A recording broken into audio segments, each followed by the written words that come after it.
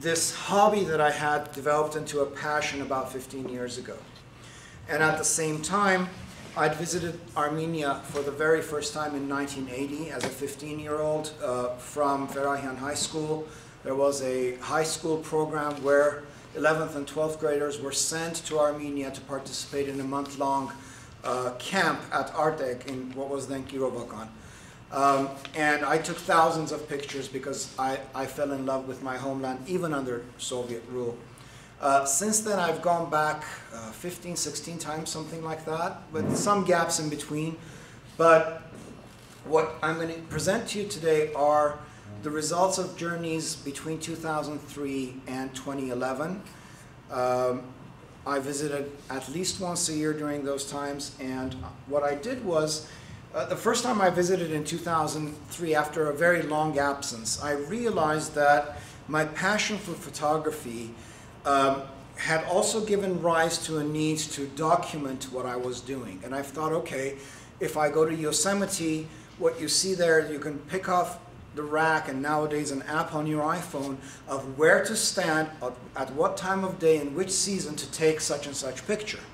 And I wish I had a guide like that for Armenia, that I could go around and say, okay, you know what, I'm here in October, this is where I need to be. There was no such thing. So I started taking notes, and slowly but surely those notes became a journal, and the journal became a habit. And you know, about, what, 11 years later, the habit and the journal have become a book now. So what I'm going to present to you are my travels in Armenia, selections from my book, and what I see when I'm there. And hopefully you'll enjoy coming along with me. Now, as an Armenian, when we arrive in Armenia, and usually it's in the middle of the night, and that's good because we avoid seeing all the shacks that we drive by when we get to Yerevan. But the first thing we want to do in the morning is peek out the window of wherever we are and see if we can see Mount Ararat or not. And it doesn't matter how many ugly buildings there are in between you and Ararat, it really doesn't matter, because you want to catch that glimpse. You want to take that first picture and say, I've seen Mount Ararat. And sometimes it doesn't happen for days, by the way. But that's the common tourist experience, and what I've tried to do in my travels is, first of all, leave Yerevan as quickly as possible for the highlands of Armenia, for the beauty, and second of all, to wake up a lot earlier than most people do. So if you wake up very, very early in the morning, maybe a couple of joggers will meet you on Tzitzev Nagabert, but from there you can take this picture, and I know the colors don't come out too well, especially on the left, but the one in the book is a lot nicer. But this light on Mount Ararat lasts a grand total of 30 seconds. After that, it's gone, and you're not going to see it for another day. So I've strived in my travels to look for a number of things in Armenia, one of which is texture, that ancientness of stone that you touch when you're there. The other is this magical light that you can get at the right time of day, whether it's very, very early in the morning or during the setting of the sun. What I've done in my book is put a number of maps. After each chapter, I have a map which shows where I traveled during that trip. There's still quite a bit of the country that I haven't seen, so that's the making of volume 2. But one of my absolute favorite places in Armenia is Havarzin Monastery, or used to be. And that's a story in itself. So as we drive nowadays through the Dilijan tunnel, my first view, what I want to look forward to as soon as we leave Yerevan, is an interesting tree that happens to be right at the 90-kilometer marker when you come out of the tunnel and go down the switchbacks. And this tree has a different character depending on which side you look at it from, which season you're there. It's covered in moss. If you're there in the spring, you'll have small budding leaves. If you're there in the winter, the moss is a lot darker green. And you have to spend time going around this tree. It's such a magical thing. And here's one of the pictures that I've taken of that. And of course, being in Armenia, you want to keep your eyes open. You don't want to sit and play on your iPhone or anything of the sort as you drive, because there are interesting pictures around every corner. And this is a butcher shop in Dilijan. And I've been through this region many, many times. I have to tell you, the axe and the dog were there only once. And so the rest of the time, the axe is being used, and you see carcasses hanging outside the butcher shop, but this was my favorite photo of the place. One of the things that I've done throughout my photography career, and I started doing a lot more for the last 6 years, is to do infrared photography. Now, in the old days, you could buy film that was sensitive to infrared light, and that gave you a surreal image of the landscape. It responded to heat, to reflected light, to a lot of interesting things. But it's impossible to transport that film. Can't be X-rayed, can't be opened, and nowadays you can't give a canister to the TSA and say, oh, this is film, but you can't open it, you can't X-ray it, you can't look at it, doesn't fly. But I've discovered that regular digital cameras are actually more sensitive to infrared than they are to regular light. So there's a company that converts your camera. It no longer shoots color, it no longer shoots normal colors, it shoots black and white infrared. And you'll see a lot of these. This is one of the examples of that. That's not snow you're seeing on the ground, it's actually grass that comes out white. Tree leaves, anything that exudes warmth turns out white, and whatever is, you can say lifeless, turns out black. Skies are a lot blacker. And this actually is from a gas station. We were waiting while gas was being filled in the car, and I looked over and the moon was rising, and I said, oh, what a nice shot. Now, when you get to Homeland-Armenia, it really matters what season you're there. And I've managed to be there 3 out of 4 seasons, and my efforts to be there in winter were thwarted, and I'll tell you about that. But if you're there in the spring, then you see something that is extremely unique to Armenia. Spring happens throughout the world. You get cherry blossoms in Kyoto, Japan. You get it in Washington, D.C. But nowhere else on this planet do you get blossoms alongside ancient stone, ancient churches and monuments. And in fact, this is my favorite vantage point for Homeland-Armenia, and I have a number of pictures from there. But if you just turn to the left, you get another example of that, which is one of the ancient houses that monks used at this monastery, and there's a blossoming tree next to it. Unfortunately, this tree was cut down a couple of years after I took this picture to create a path to more of these tiny homes that they'd excavated. Homeland-Armenia is magical because of its texture, because you can, among other things, touch the stone and realize what you're seeing is at least 1,000 years old. And it has one of the few khachkars in all of Armenia that are in color. So in this case, we were there in the spring, and one of the visitors had put a offering of flowers in front of the khachkar, which really caught my eye because it was the juxtaposition of the new flowers and a very, very ancient khachkar with moss and lichen and all sorts of things on its base. Again, if you go to Homeland-Armenia early in the morning, and early I mean about 5:30 in the morning, and patiently wait because sunrise comes and goes, but the sun hasn't quite crested the hills. But again, for about 30 seconds, this is the light you're going to see on the church. And again, after a very short period of time, the light will be gone. But while we were waiting for this light, and the forest was coming awake, and we were waiting and waiting, we started smelling this amazingly good smell of bread baking. And I kept thinking, okay, when is the sun going to come up? I'm extremely hungry. We started out at 4:30 in the morning, got to Homeland-Armenia just in time, and here's someone baking bread at the monastery. So one of the people with us said, I'll go get some bread.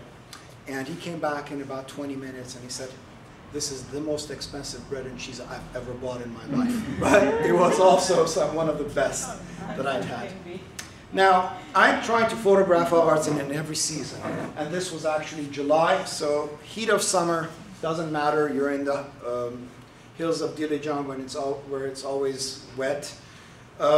I wasn't able to go in February of 2008 because the road was closed. And at first I thought the road is closed because there's just too much snow. And travel was pretty limited that winter.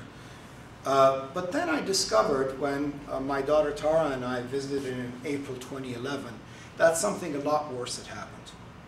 We approached Homeland-Armenia, and it was foggy, and thankfully so, and immediately noticed that something was different. Well, first of all, the road was paved. It even had a guardrail on its side, and someone had put a lot of money into it. Now, I'm going to go back one picture. Homeland-Armenia was the only monastery in Armenia to have a metal roof, an 800-year-old metal roof. And so it turns out, about a year before the 2011 visit, or I guess a couple of years, this Arab sheikh visits Homeland-Armenia and falls in love with it, and is convinced that he can donate a couple of $1 million and renovate the monastery. Okay? I have no idea how many people are driving Mercedes in Homeland-Armenia village, but the end result of that is a monastery that now has a stone gumbet. The old one's been torn out, and in fact, they stopped the construction just in time because they were about to take out pieces of the rock from its siding and put a giant thank you plaque to the Arab sheikh. I got sick the last time I was there because you enter one of the churches and there's gold tea lights going up to the altar, completely uncharacteristic of a place that's been around for 1,000 years. So Homeland-Armenia used to be my favorite place. I'm not sure I will visit it again. But again, it's a place that's given my photography a lot of texture. One of the roads that I've traveled very, very often is the road south towards Karabakh. And I'm going to show you a couple of my favorite stops along the way. And I'll feature a bit more of my infrared photography. And the first one is Norabank. And when you take an infrared photograph of Norabank, the flowers that you see in the foreground, which would be a dull color at the time of day we were there, are now glowing white, and they're adding a bit more to the photo. I like to explore. I went into the first church and photographed the second one from there, so you can see it against the cliffs that really make this monastery stand out. If we go further, one of my absolute places in Armenia, which is this Armenian Stonehenge, Zoratskar or Karahunj. And again, depending on what time of day or year you're there, it's always windy, it's always mysterious, and it's a ring of stones.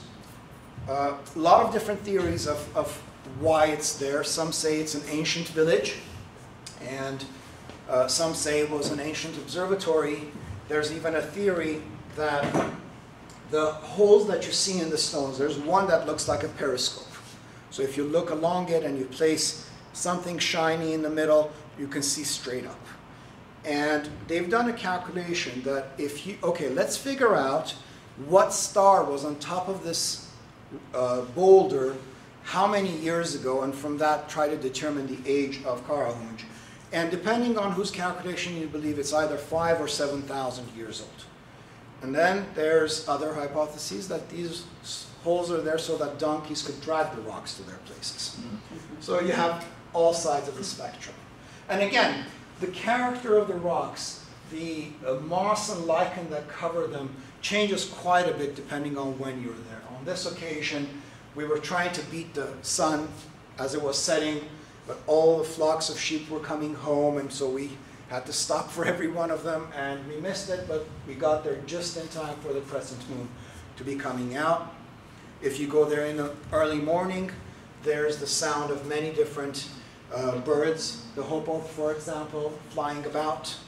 But one of the most interesting stories I have from Armenia is from 2004 when I was there, and I was photographing Karahunj, and my friend and companion on many of these trips, Stepan Nalbandian, was waiting by the car. He was already tired of me taking my time at these places. And I look all of a sudden and see this shepherd standing right next to the rock, and I can't help but realize that he's basically taken the same shape as the rock, and there's at least 3 clouds behind him that have the same shape. And I was startled. So I started talking to him, and you can't quite tell from the picture, but his face was disfigured. So he explained to me that he used to be a truck driver, and he had a horrible accident after which he couldn't drive, and he was being a shepherd. I couldn't see his flock anywhere. And so this passed, and I went back to the car, and about a year later I was back at the same location, and we had a bit more time, and 2 other shepherds were there. And I told them the story, and they said, there is no such person here. Decide for yourselves. So, yeah, that was a very interesting story. Karavanj, for me, every time I'm there, gives me a different feel of the landscape of Armenia. Now, on one of the occasions that I was there, we were actually driving well past the usual route into Karabakh, which is to go through Goris and then head straight into Berdzor and beyond. And we turned south towards Lapan to enter Karabakh through one of the new territories that we'd actually been able to free from the Azeris. And right before doing that, we went up to Vahanabak. Now, Vahanabak has since been rebuilt, but back then it was a clutter of khachkars broken in half or in a couple of pieces, rocks strewn everywhere. So, and it was the weather wasn't that nice, but when the weather is overcast, that really brings out the color of the landscape. And you can see that, for example, from this picture. I mean, there's giant crags of rock behind this, but the fog had covered all of those. But without that fog, you wouldn't have seen the foliage in these mountains the way you do here. When you enter Karabakh, another magical place is the ancient forest, and it's being cut here, the forest of Ditsmairi, where Toros Ishkhan, Prince Toros, is supposed to have planted trees several hundred to 1,000 years ago, depending on whose story you believe. And these are oaks, they're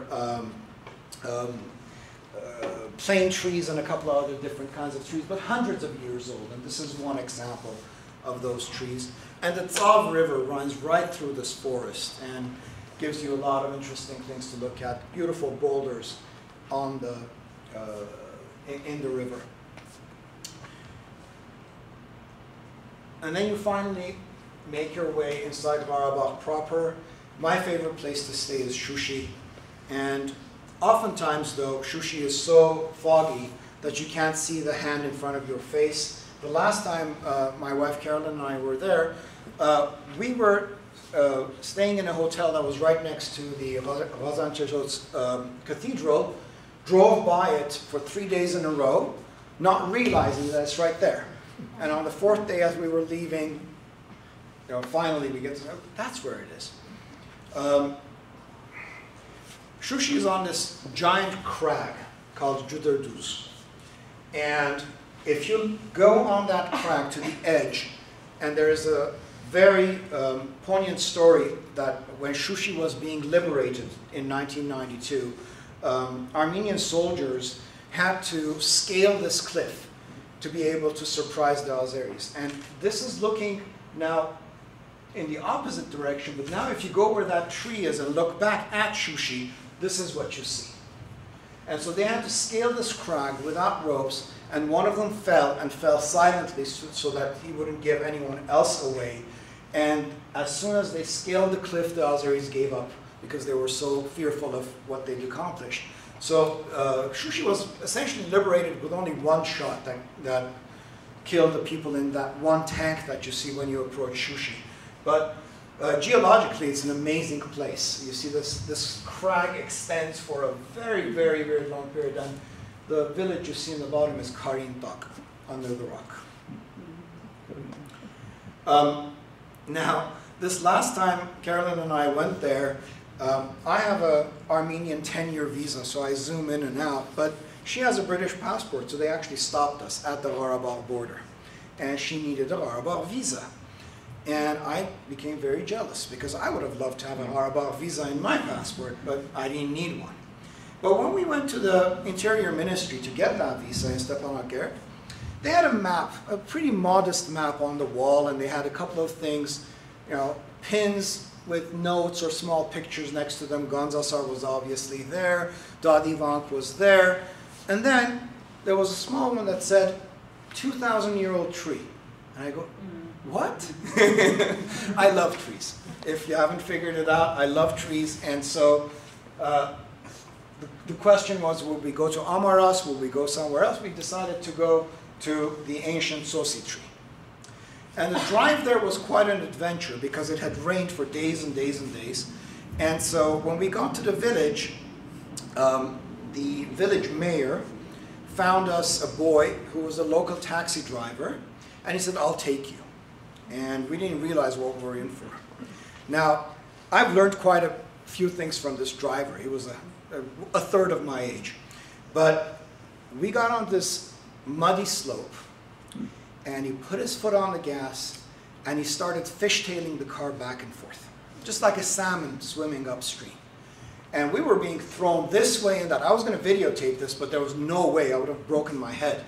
But he fishtailed his car up the slope in mud that was this deep and never got stuck, because he never took his foot off the accelerator, and he never gave the tires occasion to stick to the ground. So he made it through, and we got there, and I think they've actually done a bit more for this tree now. They've actually built a platform, but it was almost sad to see such an ancient tree, and you could just walk up to it. There was pipes on the ground. People had carved their name on it. But what was amazing was the tree, like many of these ancient trees, had endured fire in the past. So you could actually get inside it and look out to the outside. Now, I was really happy to do this, but at the same time, I was thinking, okay, everyone that comes here can do this. They can trample the roots, they can go inside a tree, they can do whatever they want. And I was hoping that they'd have some sort of a conservation system like Yosemite has, or like Redwoods does. We were there last week. I love going off the beaten path, and let's come back to Armenia now for a bit. And when I present my book, I show a lot of pictures, I tell a lot of stories. These stories are in the book themselves, and actually what I decided to do today, which is a bit different than what I do, is actually read you a bit of it, and hopefully I won't bore you too much. But one of the places I loved to go was Desev village, where Hovhannes Tumanyan was born. And it's in the Lori region, which is another very green part of Armenia. And this was May 28th, 2006. We'd gotten out of Yerevan to celebrate the birth of our nation in 1918. We'd gone to Abaran, to Bashabaran, to a small monument for the Battle of Ghara Kilise, and now we were making our way to Desev, away from Sardarabad and the big crowds. And I'll read you this part and go through the pictures like it is in the book. Our destination, though, wasn't the village itself, but a small church in the wooded ravine adjoining the village. This church and the Kobaya monastery nearby were my original destinations in Lori last April, but the incessant rains had rendered both inaccessible. Thoughts of Loretzi Sako, another of Tumanyan's characters, rushed through my head as we approached the ravine. Sako, a shepherd boy who often spent nights with the flock in the hills of Lori, was driven mad by his own imaginings of ghosts and apparitions, filling the dark ravines and crevices surrounding his shelter. Thankfully, as we would not be spending the night here, I wouldn't put my own imagination to the test. For years, I've imagined the scene that opened before me. I've known of such places elsewhere and always believed that some must exist in Armenia. When one sees scenes of the jungles of Siam, of South America, and elsewhere, one is always struck by the juxtaposition of nature with ancient temples and monuments. Why would Armenia, with its ancient culture and thousands of monuments marking its history and its faith, be any different? As I set foot on the trail heading downwards into the ravine, I realized that I found at least one place that mirrored my dreams. The lush wetness of the forest surrounded us, and my companions joked that I was obviously at home among the moss-covered rocks and trees. I was in heaven, and rapture would soon follow as I realized that khachkars placed or strewn along the path guided us downwards. Some khachkars bore the marks of abuse from unfriendly hands, others the remnants of candles placed in prayer. Most were covered with the light layer of moss that blanketed the forest. Soon our path crossed another natural wonder. We came upon a spring which was said to have been the spring that inspired the famous lines in Tumanian's Gikor, the tragic tale of a 12-year-old boy who's taken to the city by his father to learn a trade but does not survive homesickness and the hardship of the new environment. When Gikor's father returns to the village bearing his child clothes so that his mother can grieve over them, he pauses at the spring, recalling that Gikor had sated his thirst here in view of the village. Ահա այստեղ էր որ նա ասաց ապի ոտներս ցավում են եւ ահա այս ծառը որի տակ նստեցինք հանգստանալու ահա այստեղ էր որ նա ասավ ապի ծարավ են ահա էլ էս աղբյուրը ուր ջուր խմեցին ամենը կան մենակ նա չկա. Here was the place he had said, Father, my feet are sore, and there was the tree under which they'd stopped for a rest. There was the place he had said, Father, I'm thirsty, and there was a spring from which they had drunk. Everything was there, everything except him. And going down the slope, we got to Varsrakar St. Grigor Church. It was placed on the European most endangered locations list last year, and hopefully it'll be preserved. But it's an amazing place, and it was in the shade of its columns where we celebrated May 28th that year and drank to our heroes, which made this country possible. That's one of the most amazing locations where I've been in Armenia. Now, many visitors to Armenia go to Lake Sevan, but few go south along its shoreline and go into the mountains. And if you do, one of the first things you see in one of the villages there, called Tsakkar, rock with a hole, is a rock with a hole, an arch that's been carved by the brook that you see in the picture.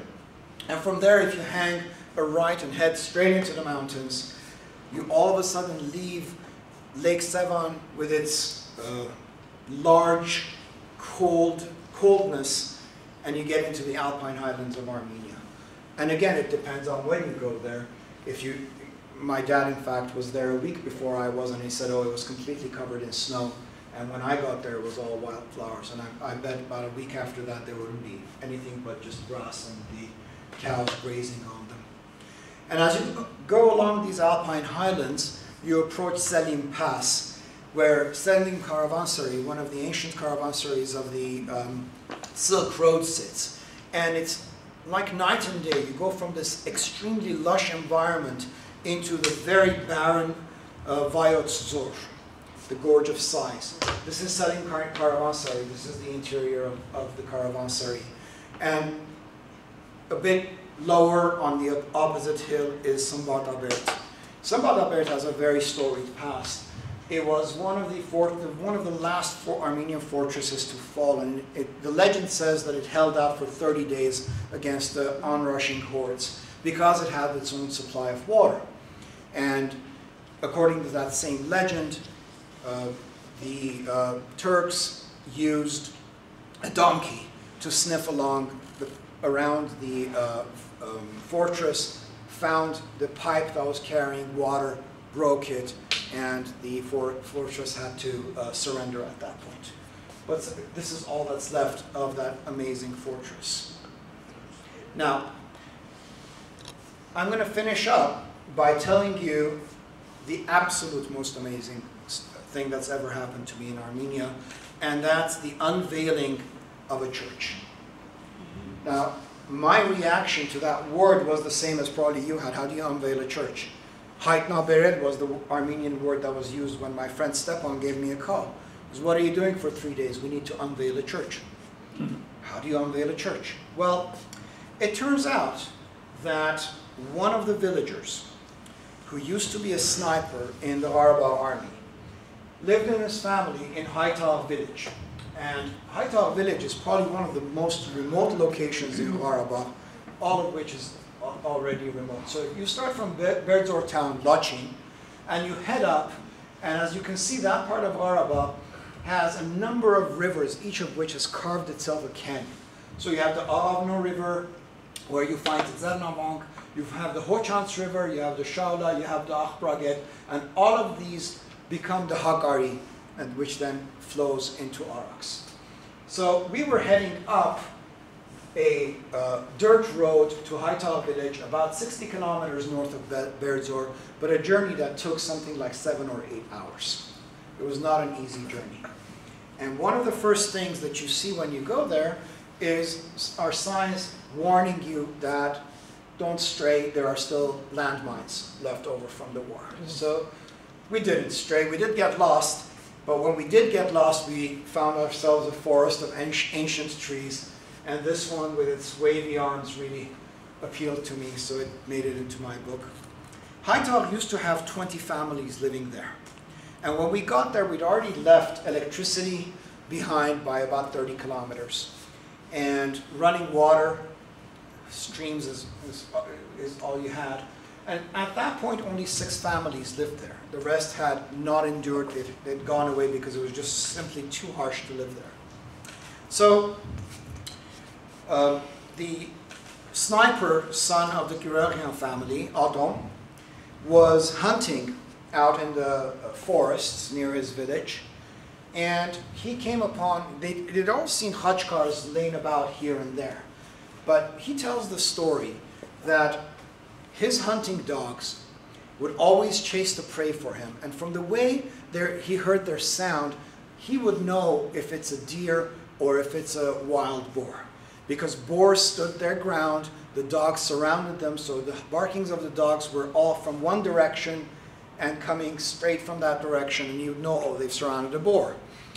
If it was a deer, the deer would run, the dogs would chase, so the sound of the dogs would be receding from him all the time, so he'd have to give quick chase. On this day, it was apparently a boar, and he started making his way, and he soon found himself in what looked like an ancient cemetery.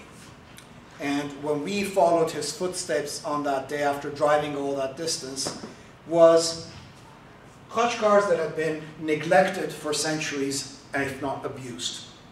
And so our first task was to clean these khachkars, put our backs into them, and make them stand once again, and take pictures so that we would once again show that this liberated land was ours 1,000 years ago. So, in the same way as Adam had come upon this church when he was chasing his dogs, the boar got away that day, we found an ancient structure, doesn't look like a church, that was surrounded by brambles, by moshenis, and so our job was to clean it up, to measure it, to do an architectural drawing. My friend Sarhat was an architect, he was with us, and so over the period of the next couple of days, we took khachkars, we cleaned them carefully, put them together. Each one of these pieces was something along a couple of 100 pounds, so all 4 or 5 of us had to put our backs into this to move them into place. And this was an unusual khachkar. The name Akhbrazor Sup Grikor, nobody knows if it's really Sup Grikor or not. There are inscriptions on this khachkar from the 11th and 12th centuries.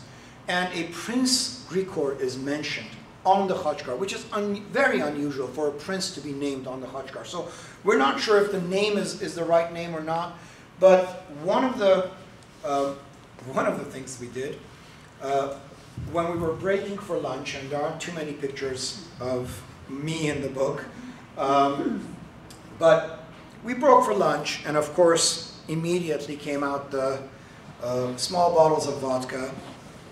Can't break for lunch without that. And I looked around, and someone had forgotten the cheese. And I love cheese, and I was thinking, okay, if I'd been in charge, the vodka would have been left behind, but the cheese would have made it, and some tomatoes as well. But as we were sitting, one of our companions raised his glass and said, I want to tell you a story. And I'm going to drink a toast after that story. He said that a man and his boy die and go to heaven. And each day as they eat, they take their glasses to the stream, dip their glasses in the water, and when they bring it back to the table, the water becomes wine. And day after day this happens. And then one day they go to do this, and the water no longer turns into wine. And the boy is perplexed, and he says, "Father, what is going on?" And the dad says, "Well, as long as someone remembered us on earth, our streams flowed wine. That's not the case anymore." So he raised his glass and he said, "Prince Krikor, may you drink wine tonight." And that was, it always gets to me, sorry. But it was one of the most amazing things that's happened to me in Armenia. It was a symbol of just what a resilient people we are, that 1,000 years later we can find evidence of our own existence in the woods of Karabakh, in liberated territory. The church itself is very modest. We can tell it's a church by the floor plan. As you can see, it's aligned with the cardinal directions. It has a place for the altar. And after we cleaned it up, it looked something like this. So coming back was especially hard. It's a long journey back. And usually I time my trips so that I have very, very little time left in Yerevan by the time I leave. Sometimes getting to Yerevan at midnight when my flight's at 4 a.m. But again, as we all fly out, what do? We glue ourselves to the airplane window, hoping to catch that glimpse of Ararat. Now, that's nice, but I've been lucky enough to head the other way a couple of occasions. I like flights that veer away and give you a view of Mount Ararat. And on this occasion, Ararat was cooperating because it was not covered by the usual clouds. But then, one other occasion when I was there, this was February of 2008, and I don't know if it was the specific flight or it... What is that? Okay. My music started for some reason. It got excited. One of the Aeroflot flight heading to Moscow, so I knew it was going to veer away from Ararat, and I wasn't paying that much attention. But all of a sudden I realized that, hang on a second, the flight's at 7 a.m., sunrise is at 7 a.m., and I grabbed my camera out of the overhead compartment because what I was seeing out the window was that. Funny side of this story is that the fog that you see down there is generated by villagers burning cow dung. There's always two sides to a picture in Armenia. And so I left Yerevan that day not knowing when I'm going to come back, but I've gone back 3 times since then, and I can't wait to go back again because that's where I start writing. That's where my photography really finds another level of passion, and a passion that I can share with you, and I hope I've been able to do that today.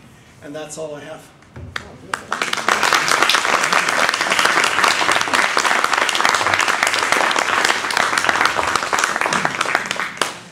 Any questions or comments or?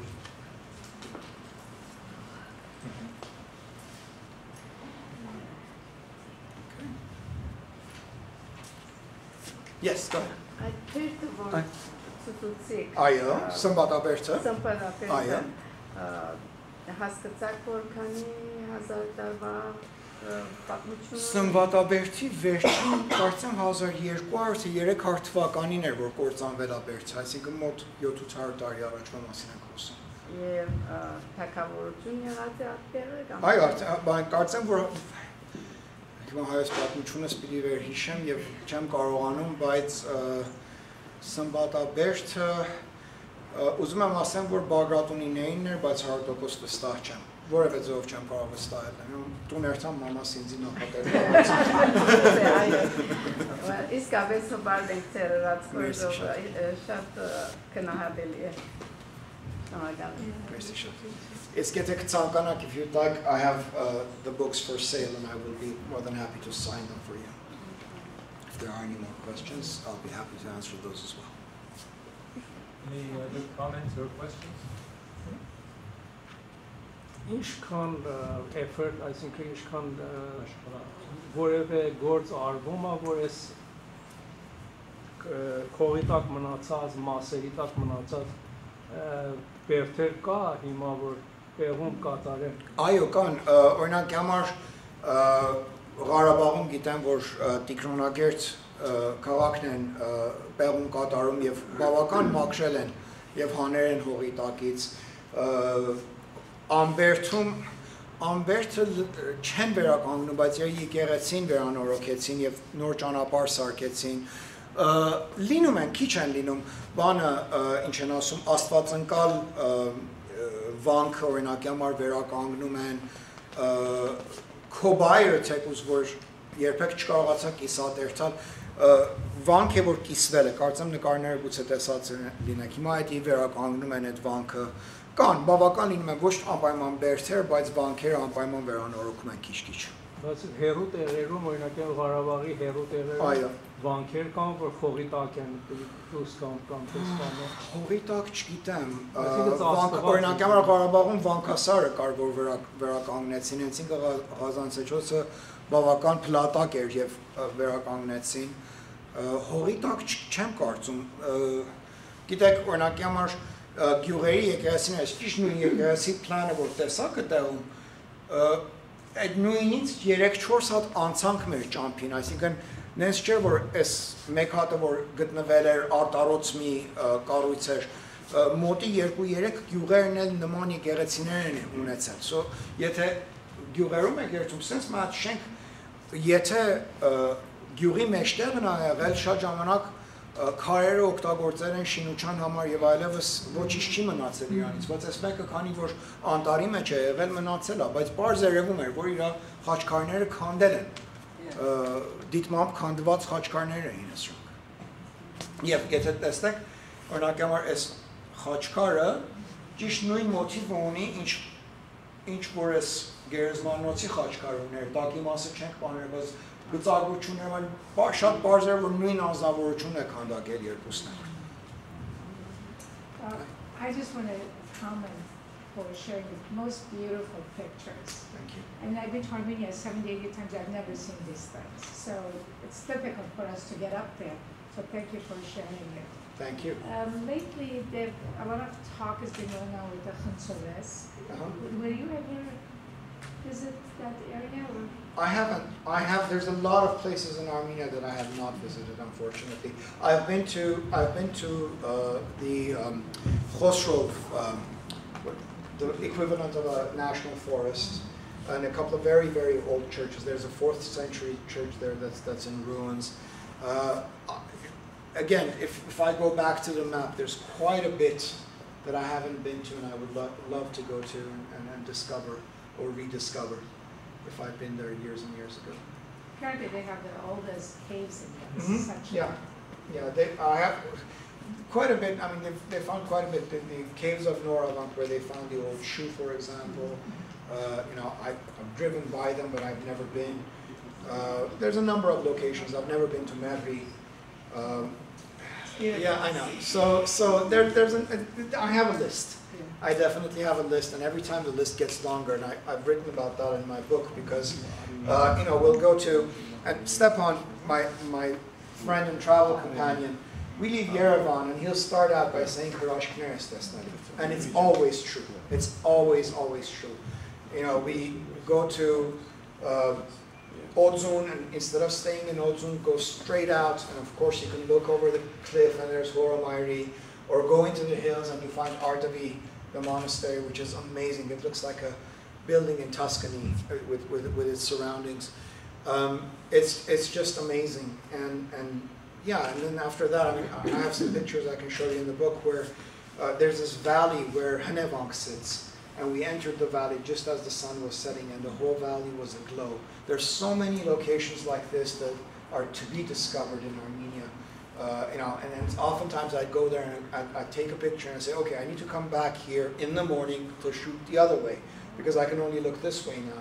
So I have a very, very long list, and it gets longer every time I go there. Just the beginning. Yeah, it is. It's volume 1. What about village life? Have you ever taken pictures to show? I'm good at photographing my kids, but not other people usually. But I've stayed, you know, we stayed with the villagers in Akhbrazor, Haitog village for 2 nights. You know, shared bread with them, talked to them about their ills.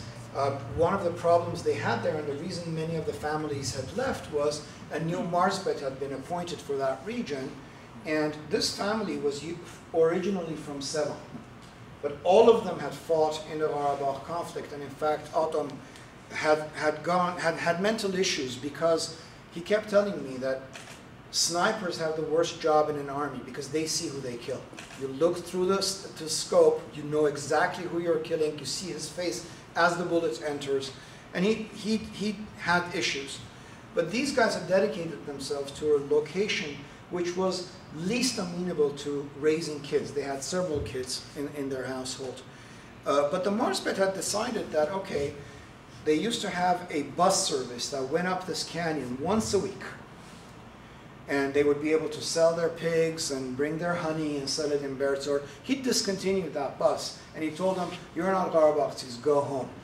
That was it, and a lot of people left under those conditions. Thankfully, the Marsbet was replaced the next year, and the bus service was restored. But this was their lifeline. They couldn't. They had a car, but to sit in it and drive to Berzor would have meant that they had to sell 2 pigs just to pay for the gas to get back to the village. It wasn't possible for them. So they lived in very dire conditions. And I do wish to be able to go back and visit them and hope that their life has gotten a bit better. Thank you, Vahe. Thank you.